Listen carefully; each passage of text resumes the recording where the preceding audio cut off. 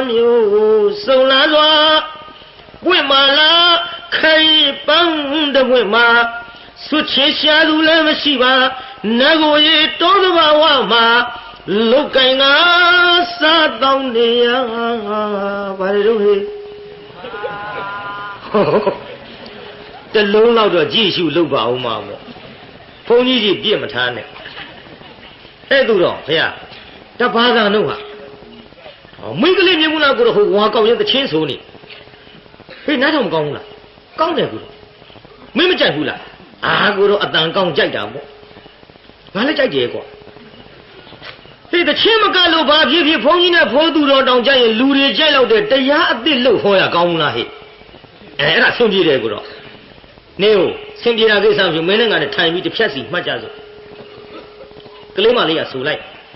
当着大家把牛送来了，为嘛啦？开帮的为嘛？说天下路来了西吧，那个也多的娃娃嘛，路该俺啥当的呀？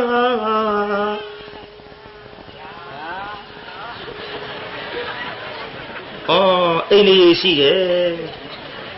这样那边的都讲你说到了碰你了，我们跟来讲喏。我要不了，哦，不要俺去家吧。哎，你老呢，杜总啊？刚提到这样那边的朋友的朋友，嘿，什么，杜总，没那个呢，啥时候家走？该古董话呀，嘿，哪里？当着大家把牛送来了，古董这边那里，为嘛啦？开帮的为嘛？嘿，哪个？说天下路来么西吧，对着那里，那个也多的娃娃嘛，嘿，俺啦，路该俺，这话不管，别的别的话了，哎，碰见的碰到了，这偏是傻逼的，听得不别的话，嘿，杜总，哎呀，寒假的没，那天俺毛豆鸡路啊被他这个，哎，他没忙看。现在看路没别的不错好多万呢，现在屋里看的这样的生活里面属于忙看过，啊，有的跑到忙得路呢，他妈没说帮助可呀，现在屋里看的现在俺路的看了没别不错，这样有些人那都那么好多万呢，这样的上面好家里面，你呀on稍稍抓到木家吧可呀，忙到几路面了忙得嘛吧可呀，这样那样嘛可呀，路里也现在，嘿。我得看能讲话，这样有你路过，这说人讲哩，嘿，那这样那多呀？满大就想出话，不然大就想了，我得看这样好比，嘿，毛主席，嘿呀，没这个呢，大家那阿妹看有这情况吗？大家那个阿band的罗伢的大老许多。သာသနာတော်ကြီးနဲ့အတွင်းကြကြတရင်တနည်းရွှေမျိုးဖြစ်သွားတယ်ကွအဲ့ဒါဒါယရခေါ်တယ်ဘာမှမဟုတ်ပါဘူးပြုတ်ကြတာ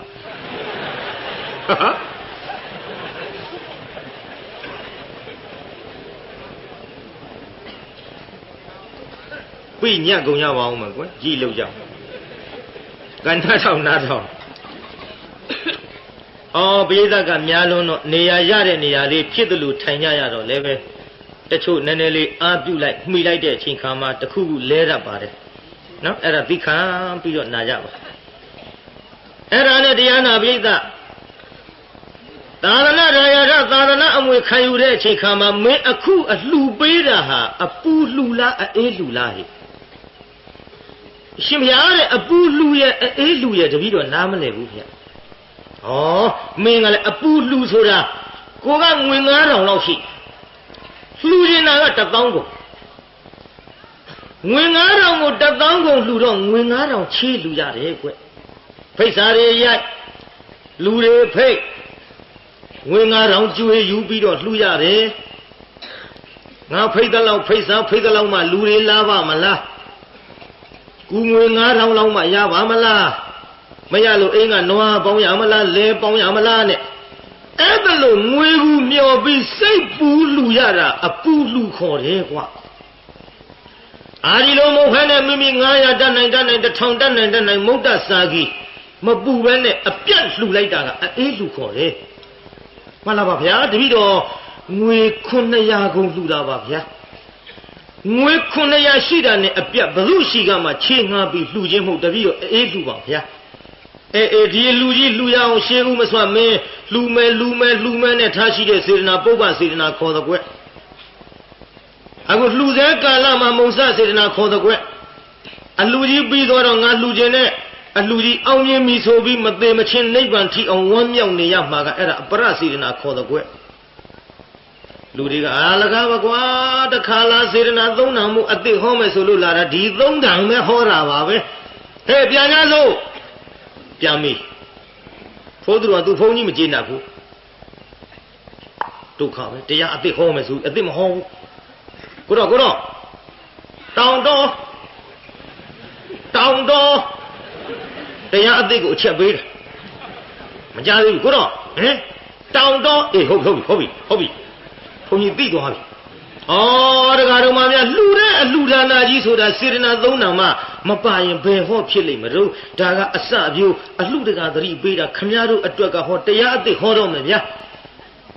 ပြန်တဲ့လူတွေကခြီတော့ပြန်ရုပ်တယ်ဟဲ့ကောင်အသိမြန်တဲ့ကြိုက်အသိတဲ့ဆိုပြီးခြီတော့ပြန်ရုပ်တော့ဥဒိတ်ခါကလေဒီကနေ့နတ်နဲ့ခင်းစင်းလန်းဆိုပြတဲ့တော်တန်းတောင်နှံထွက်သွားတော့နှင်းရီဆန်းထားတဲ့တစ်ပင်ကလေးများလန်းဆန်းတွေ့ရတော့ဘုန်းကြီးကာထာတစ်ပုဒ်ရေးထားတယ်တရားအသစ်တစ်ပုဒ်ရေးထားတယ်ပေါ့လူတွေကအသစ်ဆိုတော့နားဆွင့်နေခိုင်းမှာဥတိတ်ခါကကောက်ပြီးတော့អော်လိုက်တောင်တော်သားရပန်းမျိုးစုံလာစွာဝိမာလာခိပန်းတဝိမာဆုချင်းရှာသူလည်းမရှိပါနဂိုရီတောသဘာဝမှာလုတ်ကင်ကစားတောင်းနေရရှာဆိုပြီးရွတ်လိုက်တော့လူတွေကပြိဿသာရုမခေါ်ဘူးလက်ခုပ်တွေထတီးပြောင်းနဲ့ထတီးကောင်းလိုက်တဲ့တရားကွာကဲဆိုတော့သချင်းကောင်းတယ်ပြောတော့တရားမြန်မာနိုင်ငံကြံလီကန်ကြော်ကြနေတာလေဘယ်မှမသွားဘူးကြုံလဲအဲ့ဒီပဲလှည့်သွားတာပဲတချို့ကပြောတယ်အိုးမင်းအတော်သစ်မင်းသားဘယ်မိလိမ့်လုံးကွာဒါပေမဲ့လို့လဲတရားနာပြိဿကြံလီကန်ဒီတချင်းဆိုငိုတက်လာတဲ့ဘုန်းကြီးဆိုတော့မဆိုးမငိုပဲခေါ်လိုက်ရင်ပြိဿကကြုတ်ကိုအပြစ်တင်လာတယ်ပြင့်သူတွေကစပြီးတော့ရန်ထောင်းလာတယ်ရှင်မရတပည့်တော်တို့တရားဝဲခိုးတယ်ဘာဖြစ်လို့တုံးလို့ဆိုတော့ရှင်မရတရား6ကြီးဟောဗျာတရားယေစုဟောရအောင်မလို့မဟုတ်ဘူးဗျာတဲ့ဒီပြင့်ပွဲလောက်မဟဲဘူးတဲ့တပည့်တော်တို့ပွဲအဟဲနေတယ်ဆိုပြီးငိုတက်လာတဲ့ဘုန်းကြီးဆိုတော့ဒါရီလျှော့လိုက်ရင်ပြိဿမကျေနပ်ပင့်သူမကျေနပ်ဖြစ်လာလို့ကျုပ်ကအသက်ကလည်း46နှစ်ထဲရောက်လာတော့ဒါရီလည်းလျှော့ခြင်းပါပြီပြိဿနော်လျှော့ပြီးတော့ဝိပဿနာပိုင်းဆိုင်ရာလေးတွေတိုးပြီးဟောပေးနေတယ်ဒါသို့တော်လည်းပဲဝိပဿနာဟာတပွဲမှမပါတဲ့တရားပွဲမရှိပါဘူးကျုပ်အမြဲတမ်းဟောပါကျုပ်ကလှေကားတက်ပေးတယ်ဘုန်းကြီးဝိပဿနာဟောတဲ့ဆရာတော်သမတော်တွေတီရီတက်နာခန့်ခန့်ညာညာဟောတဲ့တရားတွေကိုနားနိုင်ပါစေဆိုပြီးတော့ဘယ်တော့မှတရားပွဲမလာတဲ့လူတွေဆိုးငိုရည်ပြီးတော့ရောက်အောင်ဆွဲခေါ်ကျုပ်စီကနာပြီးတော့ကျုပ်တက်ပြီးတဲ့လှေကားနဲ့တက်ပြီးတော့ဟိုတရားတော်ကြီးတွေနားနိုင်ပါစေလို့လှေကားတက်ပြီးတဲ့ဘုန်းကြီးပါဓမ္မဂတိကလည်းအောက်ပိတ်ဆုံးလှေကထစ်ပါအိမ်တအိမ်လှေကားရှိမှအထက်ထတက်ရတယ်လို့ဒါပေမဲ့လို့အထက်တက်တဲ့ချိန်ကဒီလှေကားနှင်းတက်တော့ဒီလှေကားမမိတ်အပ်တယ်လို့ပေါ့ကျန်ဒီကံတရားနာပြီးတော့တချင်းဆိုငူတဲ့တရားတို့အစကတော့ပျော်လို့သွားနာတာနောက်တော့တော်ဟေးပြောင်းဥမဟာဆိုပြီးအထက်ကိုတက်သွားပါအထက်တက်သွားပြီးတော့ကျုပ်တက်ပြီးတဲ့လှေကားနင်းပတ်ကလေးကိုလည်းကျုပ်ပြန်သတိရကြပါဦးနော်ဒါကြောင့်မို့လို့တရားနာပြိဿသာသနာရေးဘာသာရေးပညာရေးလူမျိုးရေးစီးပွားရေးအသင်းဖွဲ့ဂိုင်းကနာတိုင်းပြည်အုပ်ချုပ်တဲ့ပုဂ္ဂိုလ်ကစပြီးမပုတ်ခတ်ဖဲနဲ့ဖြောင်းပြောင်းတန်ကိုနိုင်တဲ့ဘက်ကကိုတက်နိုင်ကြလို့သာသနာကိုတစ်ဖက်တစ်လမ်းကအားရှိအောင်ပြုလာရပါသဖြင့်ကျုပ်အပေါ်မှာတိခံခွင့်လွတ်နိုင်ကြလို့လဲဆက်လက်ဟောနေတဲ့ဘုန်းကြီးပါမှန်ရလားပြိဿကြီးမှန်ပါဗျာ gain ဒါကြောင့်ဒီကနေ့တော့ဖြင့် အရင်နေအခက်ချိုးချိုးဆိုတဲ့တရားကိုဟောမလို့ကျွတ်တော်သုံးလောကထောထသဗ္ဗညုမြတ်စွာဘုရားသခင်ကိုယ်တော်မြတ်ကြီးသည်သာဝတ္ထိပြေဇေရဝံကျောင်းတော်မှာတည်င်းသုံးတော်မူစဉ်အခါအဲ့ဒီသာဝတ္ထိမြို့မှာမဟာဝါနိစ္စခေါ်တဲ့ကုံတယ်မှုကြီးနဲ့တကွတရားနာပရိသတ်ရေလှဲသား900ကိုအကြောင်းပြုပြီးမြတ်စွာဘုရားဟောကြားပါအဲ့ဒီလှဲသား900ဒီခရီးမသွားခင်မှာဘုရားကိုယ်တော်မြတ်နဲ့တန်ဃာတော်အရှင်မြတ်များပင့်တန်ဃာတော်အရှင်မြတ်များကိုပင့်ပြီးတော့ဆံကတရားတော်များကိုနာတရားတော်နာကြားပြီးတဲ့နောက်မြတ်စွာဘုရားတဲ့ဘုရားတပည့်တော်သည်အရှင်ဘုရားတို့အားဆံကခြင်းအမှုသီလခံယူခြင်းအမှုတရားနာခြင်းအမှုတွေကိုပြု၍တပည့်တော်တို့သည်အယောင်အဝယ်ထွက်ကြတော့မှာပါဘုရားအဲ့ဒါလိုမြတ်စွာဘုရားကိုလျှောက်ထားပြီးတော့ယရဏသုံးပါးစီကပ်ပြီးတရားနာပိဋကလှဲသာ900ဟာကျွတ်တို့အယောင်ဝယ်ထွက်သွားကြအယောင်ဝယ်ထွက်သွားတော့သူတို့သွားတဲ့လမ်းမှာအင်မတန်ကြမ်းတမ်းနဲ့ခရီးကန္တာရရေလည်းမရှိဘူးပူလိုက်တာနေကလည်းပြင်းပြင်းထန်ထန်အရိတ်ခူစရာသစ်ပင်ကြီးတပင်အောက်ရောက်ကြတော့အဲ့ဒီသစ်ပင်ကြီးကဘယ်သူပိုင်တယ်လဲနဂါမင်းပိုင်နဂါမင်းပိုင်တဲ့သစ်ပင်ကြီးအောက်ရောက်တော့စင်းလန်းဆူပြေတဲ့သစ်ပင်ကြီးကိုမြင်ရသဖြင့်ဟေးတငယ်ချင်းတို့ဒီသစ်ပင်ကြီးကြည့်ရတာဒုမျက်စိထဲမှာထင်းနေတာကိုကစိတ်ဆိုးနေတဲ့တိရွတ်တွေမြင်ရသဖြင့်ရေတော့ရတော့မှလိုလိုရေငတ်ပြေတော့မှလိုလိုနဲ့စိတ်ထဲမှာအလိုလိုချင်းချင်းတက်လာတယ်လာငါတို့ဒီသစ်ပင်ကြီးအရှိကိုင်းကိုဖြတ်ကြည့်ကြစို့ရေထွက်လိုက်မယ်ကွာဟောသစ်ပင်အရှိကိုင်းကိုဖြတ်ချလိုက်ထန်းလုံးလောက်ရှိတဲ့တရားနာပိဋကရေလုံးကြီးထွက်လာဟာဟန်ကြဟေးရေလေကွာတောက်ကြချိုးကြသုံးကြခက်တကွယ်ရေတောက်လို့ကြီးလည်းမပေးဘူးကွာပါဇက်ကပါလာတော့ရေလည်းတောက်ခြင်းနဲ့ထမင်းလည်းစားခြင်းနဲ့နောက်ထပ်တို့ဒီရေနဲ့ကြီးအသက်ရှင်းနေမှာမဟုတ်လို့စားစရာတစ်ခုခုလည်းရလေဦးထင်းတယ်ဟဲ့တောင်မဲ့သစ်ပင်ကိုင်းဖြတ်ကြစို့တောင်မဲ့သစ်ပင်ကိုင်းဖြတ်လိုက်တော့ထမင်းနဲ့တကွသူတို့စားခြင်းနဲ့အာဟာရတွေအကုန်လုံးထွက်လာစားကြတောက်ကြဒီလိုစားတော့ပြီးတဲ့ချိန်ခါမှာထူပါဘူးကွာအရှိကိုင်းဖြတ်တော့ရေရတယ်တောင်မဲ့ကိုင်းဖြတ်တော့အစားအစာစားရဟေ့အနောက်ဖက်ကိုင်းဖြတ်လိုက်ကြအောင်စို့ကွာအနောက်ဖက်ကိုင်းဖြတ်လိုက်ဟာ16နှစ်အရွယ်ဝတ်စားတန်းစားနဲ့မိမပြိုတွေ900ကိုပြိတ္တနဲတာမှမဟုတ်ပဲပြိတ္တမိမတွေဘယ်လောက်တို့900သူတို့ကလည်းဘယ်လောက်တို့900မလေးအစစ်ကဲဆိုကြပါတော့သူတို့က900 250ဆိုရင်ဒီကောင်တွေတတ်မကုန်ဘူးလားလို့တတ်ကုန်ပါဘူးဒီတတ်ကုန်မှာအခုပြည့်အောင်ကွာ900ပဲဟာအမျိုးသမီးတွေအဲ့ဒီအမျိုးသမီးတွေနဲ့တယောက်စီပေါ်了ကွယ်မင်းတို့သိတဲ့အတိုင်းငါဆက်ပြောလည်းမကောင်းပါဘူးပြောကြပါကြစားကြတောက်ကြနဲ့နေလာလိုက်တာဟဲ့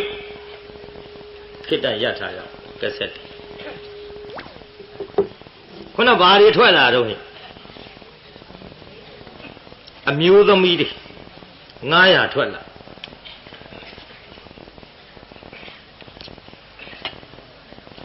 အဲ့ဒီအမျိုးသမီး900ထွက်လာတော့ပြောကြပါကြကိုစီကိုငါဟေးပြောတာပါတာကိစ္စမရှိဘူးကွာမထူးပါဘူးဖြတ်လက်စနဲ့တကိုင်းကြံနေသေးမြောက်ဖက်ခိုင်းဖြတ်ကြအောင်စို့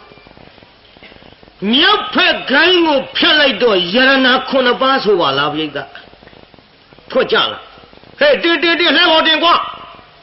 လှဲပေါ်တင်ကွာဆိုပြီးတော့ယရဏတွေတင်းအတော်အဆင်ပြေတာပြိတ္တာကြီးအဲ့ဒီလိုသစ်ပင်ကြီးများအင်းစိန်မျိုးတပင်လောက်ရှိကြဘူးလားရှိကြပါနေုံကျုပ်စိုက်အောင်မယ်ရလားစိုက်အောင်မယ် ဟန်ကြရရေထွက်တဲ့အရှိကိုင်းကရေထွက်တယ်တောင်ဘက်ကိုင်းကဘာထွက်အစာထွက်တယ်အနောက်ဘက်ကိုင်းကဘာထွက်အမျိုးသမီးတွေထွက်တယ်မြောက်ဘက်ကိုင်းကဘာထွက်ယရနာခုနှစ်ပါးအစဉ်ပြေးတာအခုခင်ဗျားတို့လူတိုင်းစီးနေတဲ့ကားတွေအဲ့ဒီသစ်ပင်ကြီးတစ်ပင်ရှိရင်တော့လူတိုင်းစီးနိုင်တာပေါ့နော်မြို့ပေါ်ရန်ကုန်မြို့ပေါ်စီးနေကားတွေမမြင်ဘူးလားပြိဿမြင်ပါဗျာအဲ့ဒီလိုသစ်ပင်ကြီးများရှိရင်ဟန်ကြဆိုပြီးအဲ့ဒီသစ်ပင်ကြီးကဘာကြောင့်တွေ့တုံးလို့ဆိုတော့ဖယားကိုတော်များနဲ့တန်ဃာတော်တွေလှူသွားတဲ့လေသာ900မှုတွေ့တာအခုဒီကနေ့အေးစိန်မြို့ဘုန်းကြီးတို့ဘိန်းကုန်းရက်ကွက်မှာတရားနာလာတဲ့တရားတော်မတွေအိမ်ပြန်သွားရင်ဘာပင်ရှိပိဿနည်းနည်းဖြတ်တောက်တော့ကြည်တဲ့တယ်လို့ထင်တယ်မဒီနေ့လှူသွားတာကိုဟိုမှာလှူလို့အဲ့ဒီသစ်ပင်တွေ့တာကိုပိဿကြည်တရားနာပိဿအဲ့လိုနဲ့ယရနာတွေလှဲပေါ်အပြစ်တင်ပြီးတော့ပြန်သွားကြပြန်သွားပြီးတော့မြတ်စွာဘုရားသခင်ကိုရောမြတ်ကြီးမြတ်စွာဘုရားသခင်ကိုရောမြတ်ကြီးအားတရားနာပရိသတ်ရေလျှောက်ထားကြလျှောက်ထားတော့ဘုရားကိုရောမြတ်ကြီးကဒါယကာတို့သင်တို့တော်တဲ့ဟဲ့သင်တို့တော်တယ်ဆိုတာကအန္တရာယ်မဖြစ်အောင်လောဘကိုသိမ့်စည်းနိုင်လို့ယခုကဲ့သို့သစ်ပင်ကြီးမှရအပ်သောပစ္စည်းများဖြင့်အိမ်ပြန်ရောက်ပြီးကိုယ်စီကိုယ်ငါချမ်းသာကြတယ်အကယ်၍များလောဘကိုမသိစည်းနိုင်ရင်သင်တို့အသက်ဆုံးွယ်ရာရှိတဲ့ဒါယကာတို့သင်တို့ဒီယခုလှဲသား900အလုံးချမ်းသာကြတော်လေဟောလွန်ခဲ့တဲ့နောက်အတိတ်ဘဝတုန်းကလှဲသား900မှာတော့လှဲမှုတယောက်သာကြံ၍အလုံးကုန်သေချေပျက်စီးကြတဲ့ဒါယကာတို့ဘုရားအမိန့်ရှိတော့မှဒါယကာများနဲ့ဘုရားသားတပည့်ဖြစ်သောယဟန်တော်များကနေပြီးတော့အတိတ်ဇတ်ကြောင့်ပြန်ပြောင်းဟောကြားရန်လျှောက်ထားမလျှောက်ထားပဲမနေနိုင်ဘူးလေဘုရားကသိကျင်တဲ့စကားကိုဖြတ်ပြီးတော့ရပ်ထားလိုက်သေးတာကိုသိကျင်တဲ့စကားရပ်ထားရင်တရားနာပရိသတ်ကြီးမမေးပဲနေနိုင်မှာနေနိုင်ပါဘူးနောက်ဘဝတုန်းကလှဲသား900ကတော့လှဲမှုကြီးကကြံ၍အကုန်သေးကုန်တဲ့ခြေသားတို့ဒီရင်ရပ်ထားတော့သိကျင်တဲ့စကားမမေးပဲနေနိုင်မှာမလားနေနိုင်ပါဘူးဗျဒါကြောင့်လူငယ်တွေငါမှားခဲ့ရအောင်ဟဲ့စကားများအကုန်မပြောနဲ့ကြားလားဖြတ်ထားအကုန်မပြောနဲ့နည်းနည်းပြောရအောင်ကွာလူငယ်တွေလည်းပါပါတယ်ကလေးကလားလည်းမအောင်မိပါနဲ့ပြောရအောင်ဟေ့ငါကြီးများနှမများမင်းတို့လူငယ်သဘာဝတွေ့ရင်လေအကုန်မပြောနဲ့ပြောတော့ပြောချင်တာပေါ့ကွာဒါပေသည်အကုန်မပြောနဲ့မင်းကိုမောင်ကချစ်တော့ချစ်ပါတယ်ကွယ်ဒါပေမဲ့ဖြတ်တာထားဟုတ်တယ်ကွာဟိုကောင်မလေးမမေးပဲမနေနိုင်ဘူးသာမှတ်တော့ဖြတ်ထားရတဲ့ဟာအကုန်မပြောရဘူးမင်းကိုမောင်ကချစ်တော့ချစ်ပါတယ်ကွယ်ဒါပေမဲ့လို့ဖြတ်ထားတော့ဟိုကဘာပြောတော့ဒါပေမဲ့ပြောလေအမသိချင်ဘူးလို့ပြောနေမှာပခုံးတစ်ဖက်လှုပ်ပြီးမေးလိုက်မဲ့ဖြစ်ပုံတော့ကွာမျက်စီနဲ့မြင်အောင်သာကြည့်မကြည့်တတ်လဲအိမ်ကြမေးကြည့်ခွာအဲ့ဒီတိုင်းအဲကျုပ်လည်းဘယ်ချော်ထွက်သွားဆက်ကြအောင်ဆိုကြလားဒီလိုနဲ့တရားနာပရိသတ်ရေလောကုတ္တရာလဲထုံနည်း၎င်းမှတ်ပါမြတ်စွာဘုရားနောက်ဘဝကလောဘကိုမသိသိနိုင်လို့ဘယ်လိုသိချင်ပြည့်စည်ကုန်ကြတယ်ဆိုတာအတိတ်ဇာကြောင်းပြန်ပြောင်းပြီးတော့ဟောကြားတော်မူပါဘုရားလို့အဲ့ဒီကဲ့သို့လျှောက်တော့မှဘုရားကိုယ်တော်မြတ်ကအတိတေပါရနှစ်သိရန်အစချီသဖြင့်ဒါယကာတို့ခြေသားတို့တဲ့ဟောလူနေပြီးတော့နောက်ဘဝဘာယာနာခေါ်တဲ့တိုင်းပြည်ကြီးမှာလှဲမှုကြီးနဲ့တကွလှဲသား900ရှိကြသကွအဲ့ဒီလှဲသား900သည်မိမိတို့ရောင်းစရာဝယ်စရာပစ္စည်းများကိုအလုံးကိုလှဲပေါ်မှာတင်၍ခရီးထွက်ကြတဲ့ခြေသားတို့အဲ့ဒီလိုခရီးထွက်သွားကြတဲ့အချိန်ခါမှာသေကန္တာရအင်မတန်နေပူပြင်းတဲ့နေရာမှာရောက်သွားတော့သစ်ပင်ကြီးတစ်ပင်ရှိတဲ့ခြေသားတို့အဲ့ဒီသစ်ပင်ကြီးရောက်ကြသောအခါ တစ်ပင်ကြီးကြည့်ရတာစိတ်လန်းစူပြီပါပဲအဲ့ဒီတစ်ပင်ကြီးကလည်းခြေသားတို့ငကားအုပ်ဆိုးတဲ့ခြေသားတို့ငကားပိုင်သားတစ်ပင်ကြီးအောက်ရောက်ကြတော့အဆွေတို့ဘယ်နဲ့တော့ငါတို့ဒီသားတကွဲမရတကွဲနဲ့ထွက်ပြီးတော့လာလိုက်ကြတာသက်ကန္တာရရောက်လာတော့ရေတောက်စရာလည်းမရှိနောက်ပြီးတော့လေစားစရာလည်းမရှိဝိစရာကလည်းငါတို့ပါလာတာနဲ့ရှေ့ဆက်သွားကြမယ်ဆိုရင်ဖြင့်အတိဒုက္ခရောက်ကုန်ကြတော့မှာပဲဘယ်လိုကြံ့ကြမလို့မပူကြနဲ့ဆိုတော့တစ်ပင်ကိုကြည့်ကြစမ်းဟောဒီတစ်ပင်ကြီးကိုကြည့်ကြစမ်းသူ့ကြည့်ရတာမျက်စိတဲ့စိလန်းစိုးပြေုံနဲ့မကတခုခုဖြတ်တောက်ပြစ်လိုက်ရင်ငါတို့ငတ်နေတဲ့ရေတွေထွက်လာလိမ့်မယ်လို့ထင်တယ်ကောင်းပြီဒါဖြင့်အရှိခိုင်းကစပြီးတော့တို့ဖြတ်ကြစို့အရှိခိုင်းကစပြီးဖြတ်ကြစို့ဆိုပြီးဖြတ်လိုက်တာတရားနာပိဋကရေတွေထမ်းလုံးတော့ထောင်ပန်းလာဟာဟန်ကြဟေးရေတွေကွာတောက်ဟဲချိုးဟဲသုံးဟဲနဲ့ရေတွေကိုတောက်ကြဒီရေကလည်းပဲခင်ဗျားတို့ကျွတ်တို့စဉ်းစားကြည့်မယ်ဆိုရင်အခုခရီးသွားကြတဲ့လူတိုင်းလမ်းမှာများသောအားဖြင့်ရေငတ်တတ်ကြရေငတ်တဲ့လူတိုင်းကရေတောက်ရသလားဆိုတော့မတောက်ရပိဋကကြီးတောက်ရရဲ့လားမတောက်ရဘူးနော်ဒါကြောင့်ရေလှူကြပါရေငတ်တဲ့အပြစ်မှာကင်းရေလှူခဲ့တဲ့လူကြရေမငတ်ဘူးဘယ်လိုရေမငတ်တာတို့ရေစာတို့ရေအိုးစဉ်တွေ့မိမိရေစာတဲ့အချိန်မှာရွာတွေ့ကားစီးသွားအောင်တော့မိမိရေစာတဲ့အချိန်မှာအဲ့ဒီကားကရေအိုးစဉ်ရှိတဲ့နေရာမှာရက်သားဖြစ်တယ်ရွာရှိတဲ့နေရာမှာရက်သားဖြစ်တယ်ဘိန်းပေါက်ချင်အောင်တော့ရေတွင်းရှိတဲ့နေရာနားမှာပေါက်တယ်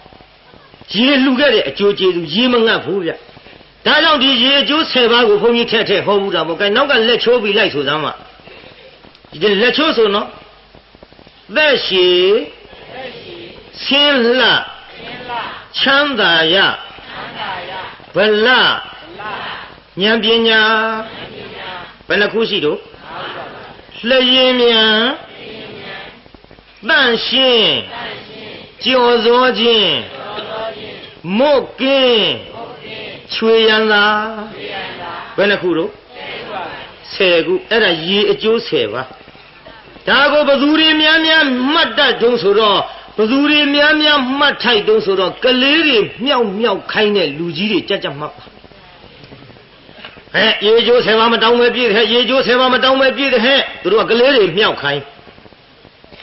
ပြီးဘာကြီးရဲ့ဦးကြီးရဲ့အတော်ရဲ့ရေကျိုး10ပါပြောစမ်းမှဆိုရင်ပြန်ပြောတတ်တဲ့လူကြီးကဒီပရိသတ်ထဲခွဲကြည့်ပြောတတ်တဲ့လူနဲ့မပြောတတ်တဲ့လူဘယ်ရင်းကများပြောတတ်တဲ့လူခိုင်ဝန်ခံရမှာပေါ့မှတ်ထားကြရှင်းကဖိုးကြီးတယောက်မြုံလာလှဲကြီးမောင်းလို့လှဲမောင်းရင်တရားနာပြေးတာကလေးမလေးကရေအိုးလေးနဲ့ဟဲ့ငါတူမဘာလို့ဟဲ့ရေပါကြီးရေတစ်ပေါက်လောက်တောက်ပါကြီးတောက်ပါရေတိုက်ငါတို့ကရေကျိုးများတဲကြီးဟာရေကျိုး10ပါမတောင်းမဲနဲ့ရတယ်ကိုဆိုချရတယ်တခါတည်းရေလဲတောက်ပြီးတော့မေးပြီးကလေးမလေးကဘာကြီးရဲ့တက်ကြီးစကားတက်ငယ်ကြရေကျိုး10ပါမတောင်းမဲရဆိုတာကျမတို့ကြားဘူးကြတော့ငယ်လေးတွေကကြားပါပြီတဲ့အဲ့ဒီ10ပါကိုတက်ကြီးစကားတက်ငယ်ကြမှတ်ထားရအောင်တူမကြီးကိုပြောတော့ပါလားပြောတော့ပြောခြင်းနဲ့ငါတူမရဲ့သို့ပါတော့လဲနွားတွေကမနေဘူးဟာဆိုပြီးတော့နွားတစ်ကောင်ဇွတ်ရိုက်မောင်းသွားမပြောတတ်ဘူးမပြောဘူးနွားလွှဲချဒါကြောင့်တရားနာပရိသတ်ကြီးရေလှူခဲ့တဲ့ပုဂ္ဂိုလ်ကမွတ်သိပ်ဆာလောင်ခြင်းကင်းတဲ့ပရိသတ်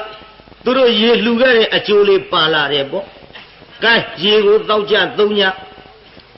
ရေတောက်လို့ဘိုက်ပြည့်တာရှိတာပဲကွာအာဟာရမဖြစ်ဘူးကွာတောင်းမဲ့ခိုင်းဖြတ်လိုက်ရင်တော့တို့စားကြရာတွေရမယ်နဲ့တူတယ်ဖြတ်ကွာတောင်းမဲ့ခိုင်းဖြတ်ချလိုက်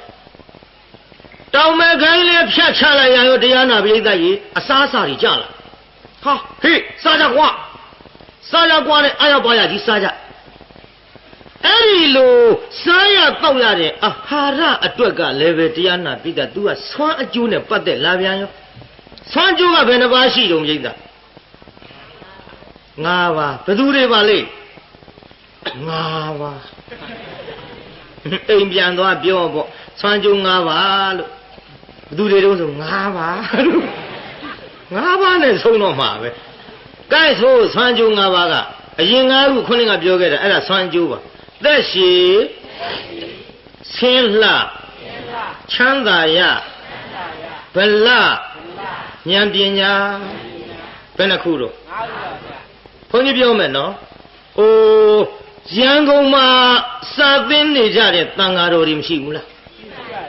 အဲ့ဒီတန်ဃာတော်များဆွမ်းလှူရင်တဲ့ဆွမ်းအကျိုး၅ပါးလဲမိမိတို့တိုက်ရိုက်ပြန်ရ၅ပါးလှူရလဲရောက်တယ်ဆွမ်းတစ်ခုတည်းနဲ့မိမိတို့တိုက်ရိုက်ပြန်ရ၅ပါးလှူရလဲရောက်တယ်ဆွမ်းတစ်ခုတည်းနဲ့ဘုန်းကြီးပြောမယ်ပေါ့ပရိသတ်ကြီးတန်ဃာတော်အရှင်မြတ်များသည်ဆွမ်းဖုံးပေးရမှအသက်ရှိသလားဆွမ်းမဖုံးပေးရမှအသက်ရှိဒါဖြင့်ခင်ဗျားတို့ရန်ကုန်မြို့ကြီးဟောဒီအင်းစေရလို့လားမစားရလို့ဒါဖြင့်သူတို့အသက်ရှိတာဆွမ်းကြောင့်ဆိုတာသိပါလားသိပါရဲ့သိရင်ဆွမ်းလူမကြည့်ဘူးလားကြိုးစားလူကြပါဒီဆွမ်းကြောင့်တန်ဃာတော်တွေတည်ရှိပြီးတော့ခင်ဗျားတို့ကိုးကွယ်နေရပါတယ်ဟာမယုံရင်ခင်ဗျားတို့ကြုတ်ပြောအောင်မယ်ကြားလားခုနှစ်ရက်လောက်ဆွမ်းမလောင်းမယ်ထားကြည့်ဟိုတကယ်ပြောတာမဟုတ်ဘူးခေါက်သွားလုံးမနေနဲ့ဟုတ်စိတ်ထဲကခုနှစ်ရက်လောက်မလောင်းမဲထားကြည့်စိတ်ထဲကထားကြည့်လို့ gain ပရိသတ်ကြီးဒီအင်းစိန်နဲ့ရန်ကုန်မှာရှိတဲ့တန်ဃာတော်တွေကခုနှစ်ရက်ဆွမ်းမလောင်းမဲထားတဲ့မြို့နေပါမလားနေပါဘူးဗျဖြစ်ဘူးရင်တုန်းကတော့ကျွေးနေလို့တို့စာပေပရိယသင်ကြားနိုင်တာအင်းစိန်ကဆုံးမကတော့ဘူးဟာဆုံးမလောင်းတော့ဘူးဟာအရန်ကုန်မြို့ကလည်းဆုံးမလောင်းတော့ဘူးဟာမဖြစ်ဘူးကြိုင်ငါတိကျသေးကုန်နဲ့ကျွေးတဲ့နေရာပြေးကြလို့ခင်ဗျားတို့မြို့ဒီတန်ဃာတော်တွေကပြစ်ထားခဲ့တော့မယ်မှန်လားပြိတ္တကြီးမှန်ပါရဲ့ဗျာအခုတော့မိမိတို့မြို့မှာရှိတဲ့တန်ဃာတော်တွေဆောင်းဝအောင်လှူဒန်းနေလို့တန်ဃာတော်အရှင်မြတ်များကစာပေပရိယသင်ကြားပြီးတော့ခမည်းတော်အကိုးကွယ်ခံပြီးတော့သူတို့တတ်သမျှနဲ့ဟောကြားဆုံးမပြီးတော့နေတော်မူနိုင်ကြသည်မှန်လားဒီတိုင်းဒါကြောင့်တန်ဃာတော်တွေဆွမ်းဖုံးပေးရလို့အသက်ရှိသလိုတဲ့ဗျာခမည်းတော်လည်းအသက်ရှိတဲ့အကျိုးတရားကိုပြန်ပြီးခံစားရပါလိမ့်မယ်။ဟောနောက်တစ်ခုတန်ဃာတော်အရှင်မြတ်များပရိသတ်ကြီးဆွမ်းဖုံးပေးရမှအစင်းလှသလားဆွမ်းမဖုံးပေးရမှအစင်းလှဆွမ်းဖုံးပေးရမှအစင်းလှပါဒါဖြင့်ကိုတော်လေးတွေလှနေတာဆွမ်းစားရလို့လားမစားရလို့ဆွမ်းစားလို့ပါဗျာဆွမ်းစားရလို့ဆွမ်းမစားရရင်လှလှပပဖြစ်ပါမဖြစ်ပါဘူးဒါကြောင့်တန်ဃာတော်အရှင်မြတ်များကိုဆွမ်းလှူခြင်းသည်အစင်းလှူတာနဲ့လဲတူပါတယ်ဒီလိုတန်ဃာတော်အရှင်မြတ်များဆွမ်းဖုံးပေးရလို့အစင်းလှသလိုခမည်းတော်လည်းတန်တရားမှာအစင်းလှတဲ့အကျိုးတရားတွေကိုတိုက်ရိုက်ပြန်ပြီးတော့ခံစားရပါလိမ့်မယ်ယုံရလားပြိဿနောက်တစ်ခုပါတယ်ချမ်းသာကြီးခြင်းဆိုတာပစ္စည်းချမ်းသာမှစိတ်ချမ်းသာမှန်ရလားဘုန်းကြီးပြောတာ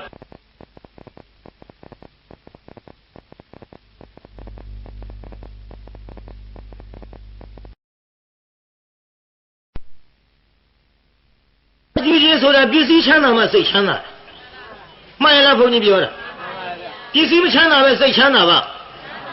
ဒါကြောင့်တန်ဃာတော်ရှင်မြတ်များဆောင်းဖုံးပေးရအောင်လှူကြသဖြင့်စိတ်လည်းချမ်းသာတယ်တန်ဃာတော်ရှင်မြတ်များကိုယ်လည်းချမ်းသာတန်ဃာတော်ရှင်မြတ်များစိတ်ချမ်းသာကိုယ်ချမ်းသာအောင်ဆွမ်းလှူကြရသဖြင့်ခင်ဗျားတို့လည်းချမ်းသာကြီးတဲ့အကျိုးတရားဆင်းရဲတဲ့လူများချမ်းသာပါမလားပြု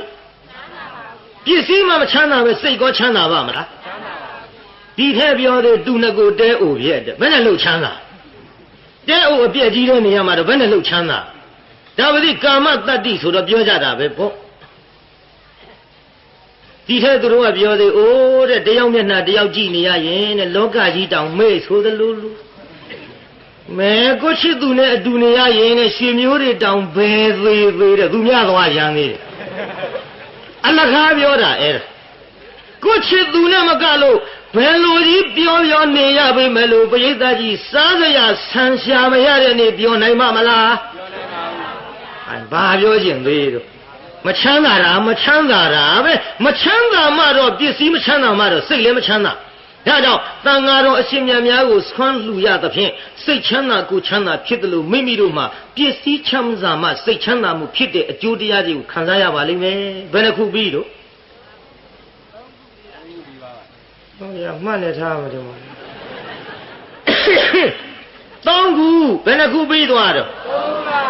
အသက်ရှည်ခြင်းအစင်းလာခြင်းချမ်းသာကြီးခြင်းနောက်တန်ဃာတော်ရှင်များများဆွမ်းဖုံးပေးရမှာခွန်အားကြီးသလားဆွမ်းမဖုံးပေးရမှာခွန်အားကြီးသလားဆွမ်းဖုံးပေးရမှာခွန်အားကြီးတယ်တန်ဃာတော်ရှင်များများသည်ဆွမ်းဖုံးပေးရမှာခွန်အားကြီးတယ်လို့ခမည်းတော်လည်းခွန်အားကြီးတဲ့အကျိုးတရားခံစားရတန်ဃာတော်ရှင်များများသည်ဆွမ်းဖုံးပေးရမှာပညာသင်နိုင်သလားမဖုံးပေးရမှာပညာသင်နိုင်သလားဆွမ်းဖုံးပေးရမှာဒါဖြင့်ဆွမ်းစားလို့ပညာသင်ရမှာဉာဏ်ပညာတွေတိုးပွားမယ်ဆိုတာကိုသဘောပေါက်ကြလားခင်ဗျားတို့လူကြတန်းကြတဲ့ဆွမ်းကိုဖုံးပေးပြီးတော့တန်ဃာတော်ရှင်မြတ်များဉာဏ်ပညာတွေတိုးပွားသလိုခင်ဗျားတို့လည်းဉာဏ်ပညာတိုးပွားတဲ့အကျိုးတရားတွေခံစားရမယ်ခံစားရဘူးလားပြိဿဒါကြောင့်ဒီဆွမ်းကိစ္စနဲ့ပတ်သက်ပြောပြန်တော့ရေလဲပါပြီးသားလို့အောင်းမိပါပါဘူးလားပြိဿပါပတိတချို့ကသဘောပေါက်တာမဟုတ်ဘူးသဘောပေါက်လို့ဘုန်းကြီးတော်ကကိုယ်ကားဖြစ်ဘူးတဲ့ဒါပေမဲ့ဘုန်းကြီးကလည်းအပြောတတ်တယ်အဟောကောင်းတယ်တက္ကမတယောက်ကဆွမ်းလာပို့တယ်ဆွမ်းကြိုးငါးပါးသက်ရှိစင်းလာချမ်းသာရဗလဉာဏ်ပညာဟောလိုက်နောက်ဆွမ်းမလှူပြီးတော့အောက်ဆင်းသွားရေမတက်လာဆွမ်းမကအောက်ကချောင်းနာထောင်ရေကျိုးဆယ်ပါးမတောင်းမဲ့ပြည်ဟာသက်ရှိစင်းလာချမ်းသာရဗလဉာဏ်ပညာလင်းမြတ်တရှင်ကြိုးစိုးခြင်းမှုတ်ကင်းချွေရနာဒီဆယ်ပါးမတောင်းမဲ့ရဟာဆိုတော့ဆွမ်းမကအောက်ကလက်သီးဆုပ်တယ်မကျေနပ်ဘူးဘုန်းကြီးနဲ့တော့တမရက်စာလုံးမိဖို့ကြောင့်လည်းရေမချိုးကအဝတ်စားမလဲအားနဲ့မျက်နာခုတည်းဒီအိုးမဲဒီမတုတ်အားဘူးဒါတော့ဒုက္ခခံတမရက်စာလုံးချက်တဲ့မိမကြတော့၅ပါးရေ၅ပြားစီမဆက်ရဘဲနဲ့ခတ်လှူတဲ့ကောင်မကြ10ပါးဒါတော့မျက်နာလိုက်တဲ့ဘုန်းကြီးတွေ့ကြသေးတာပေါ့ရေဆွမ်းလှူတဲ့ဒကမလည်းတရားနာပြုတ်တာရေလှူတဲ့ဒကမဆင်းသွားရောသူအကြောင်းပေါ်တက်ရှင်မရှင်မဟဲ့ဒကမဘာလို့ရှင်များတို့တော့တမန်စာလုံးချက်ပြုတ်လောက်ကန်ပြီးဒုက္ခများတဲ့မိမကြတော့၅ပါးဟိုကောင်ကရေခတ်လူတာကြတော့တပြားမှမကုန်မဲနဲ့10ပါးဟောရလားဗျရှင်များမျက်နှာလိုက်တယ်ဘုန်းကြီးခေါင်းတစ်ချက်ကုတ်စင်းလားဟုတ်တာပဲဟုတ်တာပဲလေးတတ်တယ်လို့ကြည့်ဟောရတော့မှာပေါ့ဟဲ့နင့်ပါပြီးသားမို့ထဲမဟောတာဘာမှမလာတော့ဗျနင့်ပါပြီးသားမို့ထဲမဟောတာဘာမှလာတော့ဗျာဟောရေကျိုးလည်းပါပြီးသားပေါ်ဟဲ့ရှင်က၅ပါးနဲ့ဟောတာကိုဗျာဩကဲပါပြီးသားမို့မဟောတာလို့ဆိုမှနေပေါင်းဒကမနဲ့ဆွမ်းချက်တဲ့အချိန်ခါမှာဆံကိုရေမပါပဲအချောက်ချက်သလားဟဲ့ဒါတော့ရေနဲ့ချက်တာပေါ့ပါပြီးသားမို့ငါမဟောတာလို့ပြောသားနဲ့ပြီးတော့ဟင်းချက်တဲ့အခါရောဟင်းချက်တဲ့အခါလည်းပါတာပို့ပဲဒကမတော့နည်းနည်းပြော့သွားပါပြီးသားမို့ထဲမဟောတာဟောဟိုမိမကရေလူတွေအကျိုး10ပါးနင်ကလေဆွမ်းအကျိုး5ပါးရေအကျိုး10ပါးဆိုတော့15ပါး5ပါးတောင်ပို့သဗျာโอ้ဒကမကိုပြုံးစီနဲ့ပြန်သွားပြီးနောက်ရကြတော့အမွေခေါင်းပေါ်ကသွားပြီးနောက်ရကြတော့အမွေခေါင်းပေါ်ကဆုံးရေအိုးအမွေခစောင်းကရေအိုးဘုန်းကြီးဟောတတ်တော့လေအဆင်းကိုပြေလို့ဒါကြောင့်တရားဟောဘုန်းကြီးများလည်းလွယ်တာမဟုတ်ရှမ်းပြေရောက်တော့ပရိတ်တောင်ပြင်ရွရ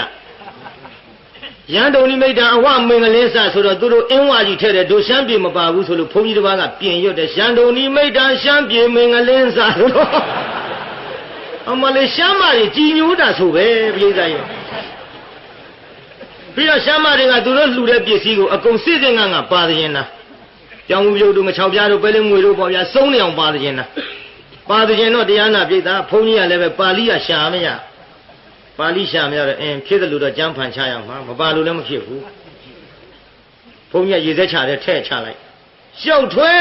စအမွှေးဆုပ်ဆုပ်ပြောင်းမှုပြုတ်ကို၎င်းဘုန်းကြီးကပါတယ်ပြိဿပါဠိစာရှာမရတော့ပြုတ်ပတ်ရေးကြည့်တာကိုပြိဿမနဟောဖောသူတော်ဝိဇ္ဇုလို့တယ်လို့ပေါ့ဂဟပဒံလမ္ပတိတိဖောသူတို့ငါပဒံကြောက်ကိုလံပတိလို့တဲ့ဣရိသမထိုးကြောင့်ဖောသူတို့ကြတော့ဖောသူတို့ဆိုချလိုက်တဲ့တခါပဲချပြီးဟိုကရှုပ်ထွေးစအမွှေးဆုပ်ဆုပ်ပြောင်းမှုရုပ်ကို၎င်းရှေတေတေစပဲလင်းငွေကြီးကို၎င်းပါဠိကရှာမရပြတာတာစကချုံပြားကြီးကို၎င်းလုံတုံတုံစအုံကြီးကို၎င်းလုံးပြုတ်ရှည်စငပြောပြီးကြီးကို၎င်းဘုန်းကြီးချမ်းမှရောက်ချတာလုံးပြီးပြုတ်ပြီးသူကနည်းနည်းရှည်တယ်ကိုငါပြောပြီးကလုံးပြုတ်ရှည်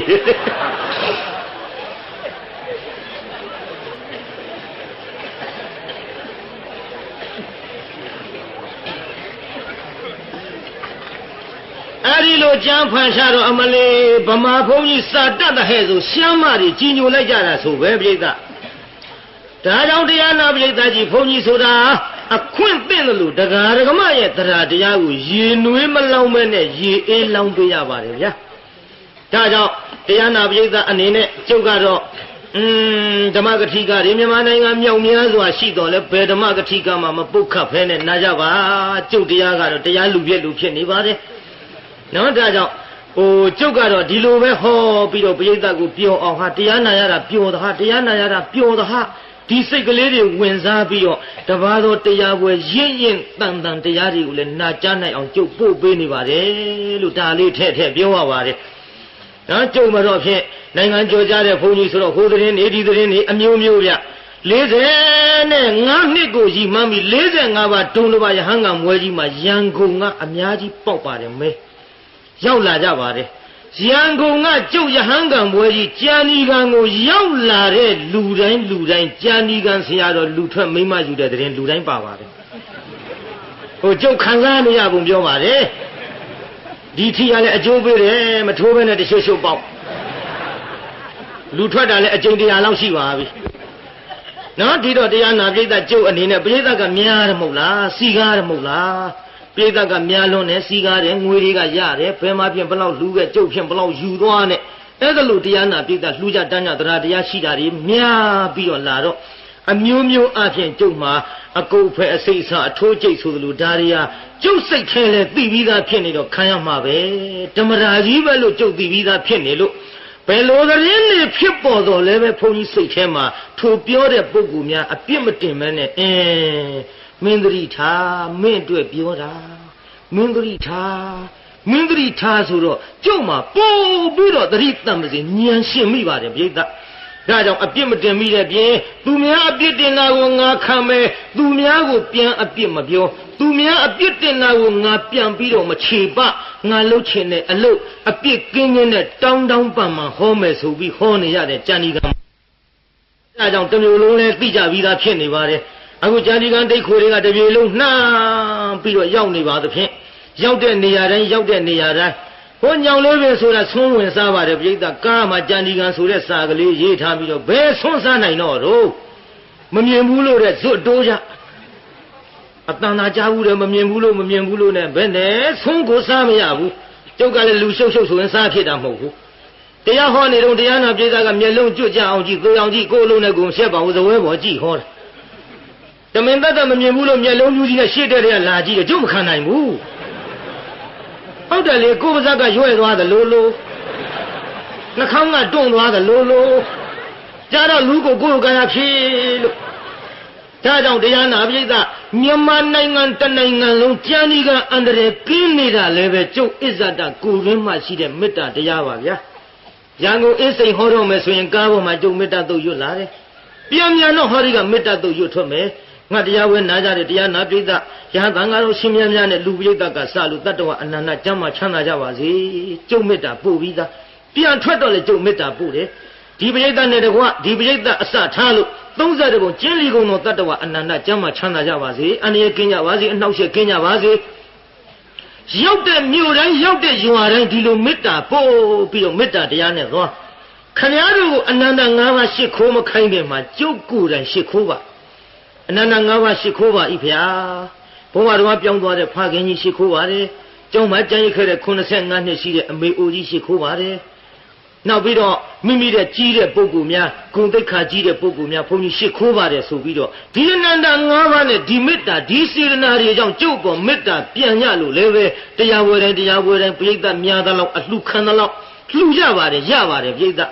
ကြောင့်မေတ္တာနဲ့သွားနေရတဲ့ဘုန်းကြီးမြည်သည့်ဓမ္မဂတိကမြည်သည့်တန်ခါမြည်သည့်သာသနာမြည်သည့်ပုဂ္ဂိုလ်ရဲ့အပေါ်မှာကျုပ်အနေနဲ့ကတော့ဖြင့်အပြစ်ပြောရုံမကပြောတဲ့ပုဂ္ဂိုလ်များကိုယ်ပဲလျင်မချေပပါဘူးလို့တရားနာပြိဿကိုဂရိပေးရင်းနဲ့ကဲရှေ့ဆက်လက်ပြောကြအောင်သူဘယ်တောင်ရောက်သွားပါလိမ့်ဘယ်ရောက်သွားတော့ဟောဗျာလိုက်နာထောင်နေတာပဲပြန်ဆက်မှဖြစ်မှာတော့ကြကျုပ်တရားမိမတွေဈေးဘိုးတောင်းလို့ဆိုခက်ဘူးလားဟိုကြကျွေးတော်မူတာစားတော့တောင်းမေ့ပြန်လားတ တိတ်ကြလင်းကစီးပြီးတော့မင်းဈေးဖို့ရကြလားဆိုဟာတော်ဟုတ်သားကိုဘာလို့ထွက်သွားမှမသိဘူးကျုပ်တရားကျုပ်ထွက်သွားတဲ့စကားမှပြန်မဖမ်းရင်တော့တရားနာပြည်သားမိမတွေဈေးဖို့တောင်းလို့ဖြစ်မယ်အနုတန်တေဆိုတာဒါခေါ်တယ်ပြည်သားဆက်ဆက်မှုရှိမှာဟာကျုပ်တို့မန္တလေးမိမကြီးတယောက်ကလေးမလေးကဈေးကပြန်လာငါတို့မပဲလားကျမဈေးကပြန်လာညှိပါတွေဝယ်ခဲ့တော့အဲ့ဒါစကားဆက်ဆက်တယ်ဘယ်ကလာတော့ဈေးကလာတယ်ဘာတွေဝယ်ခဲ့တော့ဒါဆက်ဆက်တယ်ခုတော့မဟုတ်ဘူးငါတို့မပဲလားကျမဈေးကလာအေးမျက်စိရည်ရည်ကြီးတာတော့ဘာဆိုင်လို့ဈေးကလာတာနဲ့ရည်ကြီးတာနဲ့ဟိုကျွတ်တို့ဆွမ်းအတွက်နဲ့ပတ်သက်ပြီးပြောပြီးလားပြိဿဆွမ်းအတွက်နဲ့ပတ်သက်ပြောပြီးတော့ဟိုတရားနာပြိဿအနောက်ဘက်ကိုကျွတ်တို့ခိုင်းဖြတ်ချလိုက်တော့ဘာတွေထွက်လာအမျိုးသမီးတွေအဲ့ဒါတော့ကျုပ်ဘာလူလို့ထွက်တယ်လို့မပြောတတ်အောင်ကြားနေတယ်အဲ့ဒါကြီးခွက်ကြဟုတ်တယ်လေရေလူလို့ရေထွက်တာလည်းပြောလို့ဖြစ်တယ်ဗျာဟောအစားအစာထွက်လာတာလည်းဆွမ်းလူလို့ပြောဖြစ်တယ်ဗျာမိမတွေထွက်လာတာကြတော့ဘာပြောမှမသိအောင်ကြားအလေမသိပါသည်အမှန်တော့ဒါလူလို့ပေါ့ဗျာဒီလိုပဲပေါ့ကဲမိမတွေထွက်လာတော့ဒီမိမတွေနဲ့ပြောကြပါကြနောက်ယရနာ9ပါးလှဲပေါ်တင်ရတင်ပြီးတော့လှဲပေါ်တင်ယုံမကဘူးတရားနာပိဿလောဘရမဲ့မဖြတ်နိုင်ဘူးပြုဟေးအထွေတို့ဒီသစ်ပင်ခိုင်းကလေးတွေဖြတ်တာနဲ့လှဲပြည့်အောင်ငါတို့ယရနာတွေတင်ပြီးတော့အစားအစာတွေစားရည်တွေတောင်းမိမတွေနဲ့တကွဒီလိုအဆင်ပြေကြရင်တပင်လုံးများလှဲလိုက်ရင်တော့လာပြီဧဒသတိလာပြီလောဘရရှိထွက်လာလောဘကြီးတော့ရတော့ရတယ်နဲတယ်ပြိဿနဲတယ်ကြည်နဲရုံမကဘူးအသက်ကိုဒုက္ခပေးတော့မှာဟေးဓမ္မခိုင်းကလေးတွေဖြတ်ယုံနဲ့တောင်တလောက်ငါတို့ချမ်းသာလာရင်တပင်လုံးများလှဲပြီးတော့ပြစ်လိုက်ပါကလက်မှုကြီးကပြောတယ်မောင်တို့မလုပ်ကြနဲ့သူသစ်ပင်အောင်မှနေသူ့အရေးကိုချိုးဟင်သူ့ခိုးရမဲ့တဲ့ဘဝမှာနေပြီးတော့ငါတို့ကသူ့ကိုခိုးရအောင်သူ့အာကိုတမှုပြုတ်ပြီးတော့စမ်းလာခဲ့ရတယ်မဟုတ်လားရှင်ကဒါလည်းတော့ခဲရပြီအစာဆန်းကဒါလည်းစားခဲ့ရပြီတာရဝဲမရဘူးနဲ့လာခဲ့ရလို့မိမတွေလည်းပြုတ်ကြလာလိုက်တဲ့အနောက်ဘက်ခိုင်းကဒါတွေပြောပါခဲ့ရပြီဟောအနောက်ဘက်မြောက်ဘက်ကိုင်းဖြတ်လိုက်ပြန်တော့လေယတနာတွေလှဲပေါ်ပြေးပြီးတော်ရောပေါ့ကွယ်ပြန်ညစုအိုးမဟုတ်ဘူးဒါတော့ချမ်းသာရုံနဲ့ဘယ်ဖြစ်လိမ့်တသက်လုံးစားမကုန်အောင်ဟေးလာဘယ်လာလို့ဟေးလာဒါယူခဲ့ဖြစ်ကုန်လေမလုပ်တော့လာလဲဖို့ပိဿသစ်ပင်ကြီးလဲဖို့လဲကြံစီရောတရားနာပိဿဘယ်လဲခံလိမ့်နုံငကားကလည်းမခံဘူး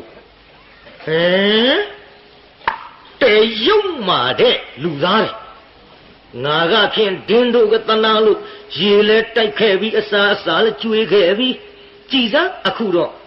မိမနဲ့ဝေးနေတဲ့လူတွေဆိုပြီးကိုချင်းစားပြီးတော့အဟွာတွေလည်းပေးခဲ့ပြီငကားကကြည့်အခုယရနာတွေလည်းမြောက်တိုင်းကချိုးဖက်ချပြီးတော့လှဲပေါ်တင်ပေးပြီးပြီဒါတောင်ရိတ်နေအခက်ချိုးငါသစ်ပင်ကိုဒီလိုဖြက်စီးကြမယ်ဆိုရင်ဖြင့်ငါမထားနိုင်ဘူးငကားပေါင်းတို့သူ့ပိုင်တဲ့ငကားတွေကိုခေါ်လိုက်လာလေးသမားရောက်ဆောင်ပြီးလေးတွေယူခဲ့ကြချမ်းမယဝတ်စားတွေနဲ့သူရဲရောက်ဆောင်ပြီးတော့လာခဲ့ကြထွက်ခဲ့ကြဟေးလာဝိုင်းဘာလို့ခုံးလဲပိဿကြီးငကားပဲអော်လိုက်တော့အကုန်လုံးစုဝိုင်းလာလိုက်တာလေးတွေနဲ့ပြည့်တရားနာပိဿအကုန်ကြဖဲကြတတ်ကြဖြတ်ကြနဲ့ဟောလှဲသား900တဲကလှဲမှုတယောက်ဖဲကြဘသူရင်ကြနော်လှဲမှုတယောက်ဖဲကြလှဲမှုတယောက်ကြံပြီးတရားနာပိဿကြီးကျွတ်တို့ငကားတွေကလှဲသားတွေရောင်ဖန်ဆင်းပြီးတော့အမဲလှဲ900ကိုတယောက်လှဲတစည်းစီတက်မောင်းပြီးလှဲမှုကြီးအိမ်ရောက်အောင်ပို့ပေးတယ်ဗျာ အကုန်လုံးချမ်းသာမှာဘယ်နှယောက်တည်းချမ်းသာသွားတော့ဟိုလူတွေဘာကြီးလို့တော့လောဘကြီးလို့အသက်ပြောက်မကုန်ဘူးလားပြောက်ကုန်ပါဗျာဒါကြောင့်ဒီနေရသစ္စာ၄ပါးနဲ့ဝင်လိုက်ရင်လောဘဆိုတာဒီသမုဒိယသစ္စာလောဘဘာသစ္စာလောဘသမုဒိယသစ္စာအကြောင်းခံပြီးတော့ပြောင်းဆံအောင်ဒုက္ခရောက်ယူမကဟောအသက်မပြောက်ကြဘူးလားကိစ္စပြောက်ပါရဲ့ဗျာအဲ့ဒီဆင်းရဲဒုက္ခသေခြင်းစိုးနဲ့သေကုန်တာကအကျိုးသစ္စာဆိုတဲ့ဒုက္ခသစ္စာတတ္တဝါတွေဒုက္ခဖြစ်တဲ့အကျိုးသစ္စာဒီဘယ်သူကြောင့်ရတယ်လဲပြိဿလောဘဆိုတဲ့သမုဒိယအကြောင်းသစ္စာကြောင့်ခင်ဗျားတို့ခုကြုံမင်းမဲ့ဟောဒီတရားနာပြိဿကြီးအားလုံးကြုံမင်းမဲ့နော်ကိုရှိတဲ့စည်းစိမ်လေးနဲ့ချမ်းသာနေတယ်မထင်နဲ့ပြစ္စုပါဒနဲ့ခန္ဓာပြီးဒုက္ခခန္ဓာ၅ပါးရလာကြတဲ့ကစာဝတ်နေရေးအတွက်ဒါရင်မကဘူးပြိဿဘုရားကိုယ်တော်မြတ်ကြီးကဒီခန္ဓာနဲ့ပတ်သက်ပြီးအဆင်းရဲဆုံးလို့မဟောဘူးလားပြိဿဟုတ်ပါဘူးဒါဖြင့်ခင်ဗျားတို့ဒီခန္ဓာကြီးရပြီးတော့လာတဲ့ပုဂ္ဂိုလ်တွေဒီအခုတရားနာပြိဿအားလုံးဆင်းရဲသလားချမ်းသာလားဒီဆင်းရဲတွေခင်ဗျားတို့ဘယ်သူကြောင့်ရသမုဒိယကြောင့်သမုဒိယတရားကိုကောက်တော့ဘယ်သူတော့လောဘပရိသတ်ကြီးခင်ဗျားတို့ဒုက္ခဆင်းရဲမှုမှမလွတ်ကင်းနိုင်ဘူးလားလွတ်ကင်းနိုင်ရင်ဆင်းရဲတဲ့အကြောင်းတရားဖြစ်တဲ့ဘယ်သူဖြတ်ရမှာလောဘဖြတ်ရမှာဘယ်သူဖြတ်ရမှာတော့ဟိုဖြတ်ခြင်းစိတ်လေးများပေါက်မလားဟုတ်ပါဘူးဘယ်တော့လောက်ကစဖြတ်မေးရသေးတာလေဒီတော့တရားနာပြိဿဖြတ်ကြရမယ်ဗောဒါပေမဲ့လို့အရှင်ဘုရားကလောဘဖြတ်ပါလို့ဆိုပြီးအခုအရှင်ဘုရားအလူခံတဲ့ငွေတွေလှူလိုက်ရတာဒီလောဘကြောင့်မဟုတ်ပါလားဘုရားတပည့်တော်တို့ဒီလောဘဖြတ်လိုက်လို့ဘာမှမရှာမဖွေပဲနဲ့မရလာရင်အရှင်ဘုရားတို့ပါလှူနိုင်ပါဦးမလားဘုရားလို့စင်ကြီးကံရင်ကံမယ်ဗောမှန်ရလားပြိဿကြီးမှန်ပါတယ်ဗျာစင်ကြီးမကံနဲ့တော့ဗျာလောဘနဲ့ရှာတာတော့လူကျင်မှုနဲ့ရှာလိုက်တော့အဲ့ဒီလူကျင်မှုနဲ့ရှာပြီးတော့ယခုလိုခန္ဓာကိုယ်ကြီးရလာတဲ့အခိုက်အတန့်မှာလှူမှုတမ်းမှုတရားတရားလေးအခြေခံပြုပြီးတော့ပညာဥသိပြီးတော့တတိလက်မလွတ်ဖဲနဲ့ပရိသတ်ကြီးဒီလောဘကိုတတ်ချင်တဲ့စိတ်ကလေးနဲ့သေစေလိုတဲ့စေတနာလေးနဲ့ပညာဥသိပြီးတော့လှူရမယ်ဆိုရင်ပရိသတ်ကြီးဒီလောဘတစ်ဖြည်းဖြည်းတစမပြတ်ဘူးလားပြတ်ပါရဲ့ဗျာဒီလိုပဲဖြတ်ရမှာပါဒီတော့ခမည်းတော်ဖြတ်ကြဆိုတော့မရှာပဲထားလဲကျွတ်တို့ကအကြက်ကြမှာမို့ကိုင်လေးရှာနိုင်တဲ့လောက်ရှာပြီးတော့လှူနိုင်တဲ့လောက်လှူဒီလိုလှဲ့ဆွဲရအောင်မှာကြာဏီကံစကလုံးထွားတယ်လည်းမအောင်မိနဲ့ဟုတ်တယ်စကလုံးထွားတာကကြာဏီကံမဟုတ်ဘူးဗျလှတော်သားဒီကစကလုံးထွားတာဘယ်လိုတော့ကြားဘူးလားလှတော်သားလှတော်ဆိုတာဘယ်မလို့အိစိန်ကလူတွေဘယ်သိလိမ့်ရွှေဘိုဘက်မယ်ဥစ္စာရွှေဘိုလမ်းမယ်ပြည်သားဥလသိန်းဆေးတံမတော့ရဲတဲ့ရွာလေလှတော်ကဥလသိန်းကဆေးတံကောက်ကြည့်နောက်ဥလသိန်းဆေးတံတောက်ပြီးတဲ့နောက်သူတို့ရွာကတကြီးဆေးတံတောက်လာတော့လှတော်သားတယောက်ကပြောတယ်ဥလသိန်းရှိအလိုလေတို့ရွာကတကြီးဆေးတံတောက်လာလိုက်တာကွဲတဲ့ငါးကြောက်ဝင်မှုတ်ကလေးခွေးချီလာတဲ့အတိုင်းပဲနောက်ဥလသိန်းအဲ့ဒီရွာဆေးတံမတော့ရဲတော့ဟောဘူးလှတော်သားကဇက်ပြက်အောင်ပြောတယ်ပြိဿဇက်ပြက်အောင်ဆိုတာကြုတ်ပြောဦးမယ်ကြောက်လန်းအရှိပဲနှခမ်းမှာကျွတ်တို့ဇက်ပွဲရှိသူတို့ကအနောက်ဘက်နှခမ်းကနှမ်းရိုးပုံမီးရှို့မီးလုံရင်းနဲ့ပြာသူလာကြီး2ယောက်ထဲစကားပြောတာဇက်ပြက်တယ်3ယောက်နားထောင်4ယောက်နားထောင်ဘိုက်နဲ့ရည်ရင်နဲ့ဟာဟိုကဘာတွေတော့ဟာနဲ့ဇက်လူမရှိဘူးဇက်ပြက်အောင်ပြောကျုံလဲကိုရွေးကျုံလို့ယုံသွားပါတယ်ပြိဿ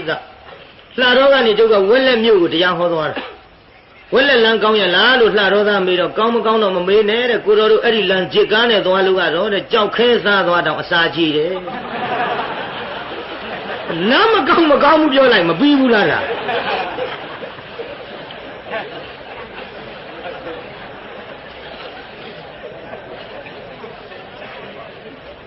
စကားပြောရင်တရားလွန်ပြောတယ်ဒီတော့ဝက်လက်ကမစီးဘူးဖရတယ်ဘာဖြစ်လို့တော့ဆိုအိုးတဲ့နောက်ကဂလုံးနဲ့လန်တောင်လှဲ့ကြည့်ရေစီလှဲကားနှေးတယ်ပြောလိုက်ပြီးဘူးလားရေစီလှဲကလန်တောင်ညာတဲ့စကားတရားလွန်ပြောတာဒီထက်သူတို့ရွာနာမတရားနာပြည်သားကျွတ်တို့ပေါက်တော်ရွာဆိုတာရှိတယ်ဘုန်းကြီးတွေစာပြန်မွဲရှိဘုန်းကြီးတွေစာပြန်မွဲကကျွတ်တို့ကြက်သားတံပေါင်းနဲ့ဆွမ်းကတ် အဲ့ဒါလှတော်သားကလိုက်သွားပြီးပြန်လာတော့ပြောတယ်ကွာတဲ့ဘုန်းကြီးတွေစာပြောင်းမွဲဆိုလို့သွားပါတယ်လက်ဆက်ကတော့ဘုန်းကြီးအေးကိုကွာလို့ဆိုတယ်ကျက်သားကံပေါင်းနဲ့ကတ်တာနဲ့ဘုန်းကြီးအေးတယ်ဘုန်းကြီးတွေကလည်းစားလိုက်တာဟဲတဲ့ဝေသားလီပြီးဘလူးကြတဲ့အတိုင်းအယိုးကြီးချလို့ပြောတာဘုရားရဲ့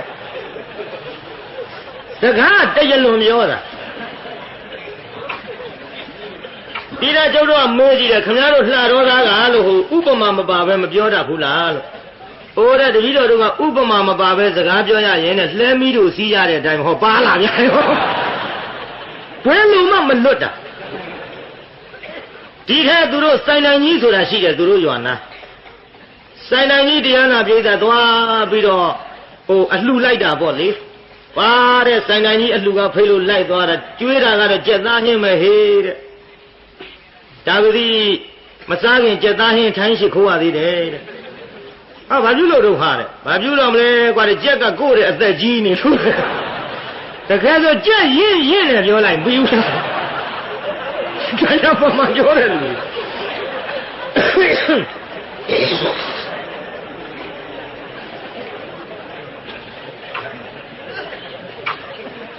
ဒီဖက်ကျွတ်တော့ကမဲတယ်လေသူတို့ကားစိတ်ရောက်တော့ခင်ဗျားတို့လှတော့ကားစိတ်ကားပေါ်ရလားလို့ဟိုတဲ့ကားပေါ်တာတော့ပြချီးခါတဲ့အတိုင်းပဲပြချီးခါတာတို့ဥမှာပေါ့ကောင်းငင်ပြားကောင်းတွေဒူတဲ့ရှုပ်ချက်ခတ်လို့ကားပေါ်တာကိုပြချီးခါတဲ့အတိုင်းပဲတဲ့ဘလောက်ကားပေါ်တယ်တပည့်တော်တို့က RTP မှာစီးတယ်တဲ့ဘာဖြစ်လို့တော့လို့ RTP မြန်နေဆိုတာဟုတ်တကူဖေရတဲ့တပည့်တော်ဟိုတလုံးကမန္တလေးစီးလိုက်တော့မြန်နေဆိုတာတပည့်တော်ကိုယ်တိုင်စီးမှသိတယ်တဲ့RTP မြန်မုံပြောရရင်ရိုင်းဖဲကြီးဆောင်ဖက်လိုက်ရတဲ့အတိုင်းပဲကကြီးဆောင်သူဘယ်တော့မှဖက်လိုက်ဘူးလို့ကျန်ရဖက်ပြောတဲ့လူတွေဒီလာတော့သားကြောင့်ပြောတာနဲ့ပြီးတော့မှာပါပြောရအောင်မယ်စမ်းပြီလို့ပြောတာပါဖြည်းဖြည်းပေါ့နောက်တရားနာပြေးတာသူ့တငယ်ချင်းတယောက်ကမေးတယ်လေအဝေးရွာကမင်းတို့ကြီးစီဝါရေးပဲနဲ့တို့ဟာတဲ့အလူရေးတဲ့စီဝါရေးတော့မမေးနဲ့ဟာတဲ့ဝလုံးကောင်းနဲ့ဆင်တိုးတဲ့အတိုင်းပဲစီဝါရေးကြက်တယ်ပြောလိုက်ပြီးရောဒီဝလုံးကောင်းကြီးနဲ့ဆင်ရဖက်နဲ့လှုပ်တိုးမလို့ကျန်ဖုံမှန်ပြောတယ်ဟာဒါပြင်မင်းတို့ရှိဒီနေ့အလုံးကင်လေးရောဟာတဲ့အလုံးအကင်ကလည်းမမေးနဲ့မောင်ရေးတဲ့ရှိတဲ့အလုံးဖိလုံးလဲတနေ့တခြားစားအိုးကကြီးတော့တာပဲကျန်ဖုံမှန်ပြောတဲ့လူတွေဟိုကမေးတာစေတာနဲ့နာဟိုကပြန်မေးတယ်မင်းတို့ရှိအလုံးကင်လေးရောဟာတဲ့ကျန်ဖုံမှန်ကိုပြောတယ်အေးကွာတဲ့ဆက်မေးအောင်မင်းတို့ရှိဟိုသမဝါယမဆိုင်ကအထယ်လေးပါလေးပေးရလားတဲ့အထယ်ပေးမပေးတော့မမေးနဲ့မောင်ရေးတဲ့ကိုမိမကိုလေးထန်းဆောင်อ่ะကြီးထိုးမှကြောက်လို့တဲ့အထယ်မပေးဘူးပြော